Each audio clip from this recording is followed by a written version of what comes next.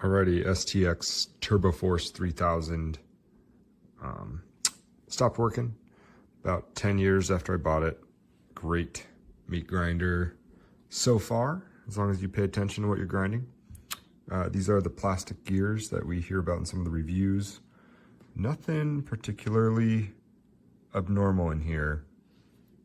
The gear grease has lasted well over, let's see, probably 9 or 10 elk and 12 or 13 deer. What I did find is a whole bunch of little plastic pieces in here. And this was actually bound up right here. And I think this was some sort of plastic bushing that is now in pieces. And there's some plastic fragments in and around the casing, but I'm gonna put this back together and see if it works. And I was just bound up on a little chunk of plastic in the middle.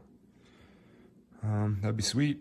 Let's see, 160 bucks for 10 years isn't too bad for a meat grinder, but it'd be nice for it to last a little longer. The integrity of the rest of the gears seems pretty good. Bearings all work pretty well. I can't spin this one-handed, but it spins without resistance. And everything else seems fairly fine. Pretty easy to take apart, just a couple screws. And stay updated.